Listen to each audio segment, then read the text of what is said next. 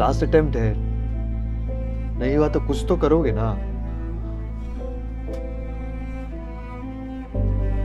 Plan भी नहीं है यार मेरे पास।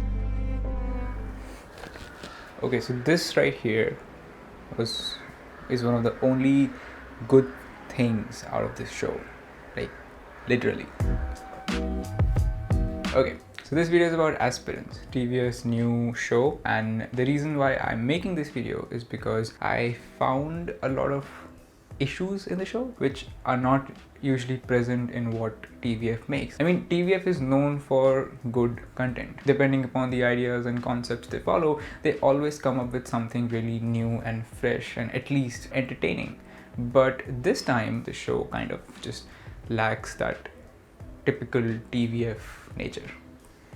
Let's talk about those things. So the show is about Abhilash. He's an IAS officer, very nice, everything great for him. He has two friends who are also trying to be IAS officers. There is also a character of Dhairya who is supposedly his love interest. She is also trying to be an IAS officer. There is also Sandeep Bhaiya's character. He is someone who guides him to the treasure, but at the same time himself trying to get to that treasure. So this is basically the storyline. Like, you get to meet these characters in present, and then you try to understand while watching the past storyline why they are wherever they are. So it's a very nice way to present a story, that I have to give it to them. There's this South Indian film called Psycho. It's about a serial killer. In the first act of the film, you get to know who the killer is, but the rest of the film is what you need to see to understand why he is killing all these women. So on paper, the show is very well thought of. It's very nicely planned. The casting is done almost perfectly. The problems start occurring in the execution. One of the biggest problems in the show is that there is almost to no direction. Like, there is no subtlety. Like, the story needs almost to no thinking when you're watching it. Now, the subtlety not only lacks in the show and the story, but also in the editing. This is very clearly evident in the ad placements. Like, the ads are placed so absurdly throughout the show. It low-key feels like you're watching a 40-minute long Unacademy ad and nothing else. There's a scene in the finale where Abhilash's character is sad and he's in grief, so he steps on a bus, puts his bags over there, and he just stands on the door and he starts sobbing because he can see that there is almost to no hope for his career. So you can see him crying and you start feeling sad for him, and the next thing it cuts to is literally Abhilash's character in present promoting Unacademy, another ad placement. Like, you couldn't find any better place for that ad in the episode. Like, you had to put it right next to one of the biggest moments in the entire show. There's a shot in Kota Factory in which Jeetu Bhaiya's character asks Vaibhav कि यहाँ पे ऐसा क्या है जो Maheshwari में नहीं है, and it cuts to Vartika's character. This is basic visual storytelling, and it makes the whole scene much better. You as an audience understand what the director wants you to understand. These are the type of things which Aspirants lacks. I mean, there are one or two in the entire show. Other than that, it is literally straight up spoon feeding to the audience. This also leads me to this other problem. When it comes to Dhairya, she's almost not at all used in the present storyline. Basically, the show follows her decision of marrying Guri in the present, but they have literally not shown her even once except the finale, like last 10 minutes of the show where she's getting married to Guri. That is the only time we get to see her in the present. There is literally no moment where any other character, even Guri, is talking to her. Now, this leads me to another problem, but it is not actually a problem. It's more like an opinion, because it's more like a creative choice. I'm talking about this whole Guri and Dhairya plotline. So if you remove this plotline from the story, you can see that the story kind of still goes in a similar way, except that there is no reason for Guri to go to Delhi to meet SK, to invite him to the wedding, which leads to SK inviting Abhilash to the wedding, and the story moves ahead. So this wouldn't happen if Guri is not marrying Dhairya, right? Or would it? Because if you think about it, let's just try to fix the story in a way, okay? Let's just put this thing in front that Guri and Dhairya will not marry. But let's just keep this track of them still meeting in Guri's village, becoming good friends. So what if they become good friends and Dhairya decides to eventually marry someone, inviting Guri to the wedding, obviously, and telling him that this might be a very good opportunity for you to get back together with SK and Abhilash. So again, leading him to come to Delhi to meet SK, to invite him to Dhairya and whoever she's marrying, their wedding, and then SK inviting Abhilash to the wedding, which leads the story forward. Now, if you think about it, it still goes perfectly well with the whole plotline of the show that Abhilash needs to accept relationships the way they are. Like, you did something, whatever is happening with you is the result of whatever you did in the past, and you need to embrace that and move ahead. And so he has to go to Dhairya's wedding to congratulate her, which he does in the real ending as well. And this still works in this version of the story, which I just tried to create. And it kind of eliminates the whole Guri and Dhairya plotline, which is basically added for no reason but to intensify the fight between Abhilash and Guri. Now let's go away from the story for a while. Another very big problem which I felt in the show was the cinematography. There is literally too much use of slow-mo, and the problem doesn't lie in slow motion. The problem lies actually in how much they have used it. People usually use slow motion over moments which occur for a very small duration of time. For example, if there's a shot of someone slapping someone, to maybe enhance the impact of that slap, you can present the very moment where the hand hits the cheek in slow motion and it will work. But let's say there's a moment which is anyway very long. If you capture that in slow motion, you're making it even longer. So the impact initially rises but then fades away before the moment is actually even over. If you notice, the entire song of Mobang, which is basically about 2 minutes, like 15 seconds, less than 2 minutes or something, the entire song is captured in slow motion. And again, slow motion is not the problem. The problem is that the slow motion is just Dhairya getting up and walking away from Abhilash, literally. And it's not like she's walking to a very long distance. Technically she walked like what, 20 steps, 10 steps, that's it. And all we see throughout the song is her walking away in slow motion, crying. So you initially feel sad for her, and then before the scene even ends, that feeling kind of goes away. Now, to prove my point, I have one scene from Aspirants itself which makes you realize how good slow motion works. In the finale, when Abhilash leaves Rajendra Nagar, he gets on this bus, keeps his luggage aside and stands near the door, and as the bus starts moving, he realizes that he has failed and there is literally nothing he can do now, and so he starts crying. The whole scene is in slow motion, and this whole scene lasts for about 30 to 40 seconds max. You see that? 30 to 40 seconds to 2 minutes to 4 minutes.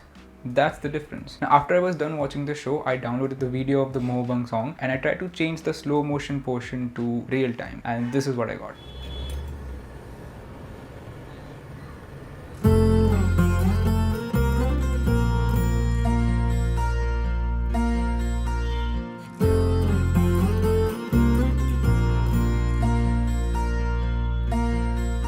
एक रंग में रंगना था, तुझे मुझ में रहना था अनकहा जो वादा,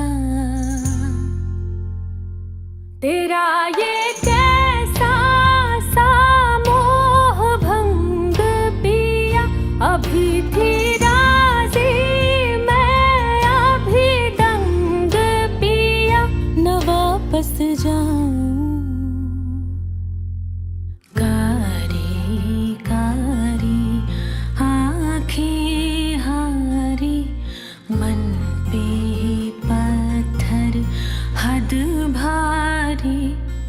तूने तोड़ा ये भरम, संग संग चले थे हम, था क्या तेरा इरादा।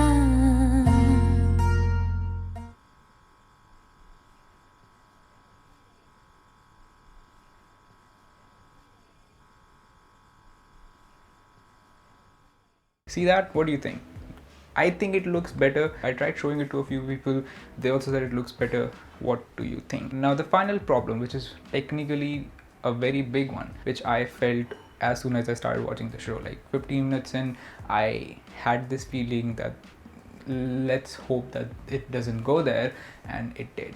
The thing is that Aspirants is technically Kota Factory. Like, just hear me out, okay? So Aspirants have these two plot lines, the present and the past, going parallel to each other, If you remove the present storyline, whatever remains, that is the past storyline. Tell me if it is not the story of Kota Factory. Like literally, 3 friends trying to crack an entrance exam, facing a lot of issues, finding one mentor who kind of guides them throughout the journey, having love interests, and eventually the protagonist leaving.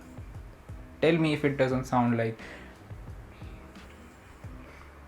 technically the same. And it's not only till the storyline, even the characters are designed maybe accidentally in a very similar way. Vaibhav is very similar to Abhilash. Meena is very similar to SK. Uday is very similar to Guri. Uday's love interest, played by Hasas Channa, is very similar to Guri's love interest, whose name I don't remember anymore. Even Vaibhav's love interest, Vartika, played by Revati Pillai, is very similar to Abhilash's love interest, Thairya.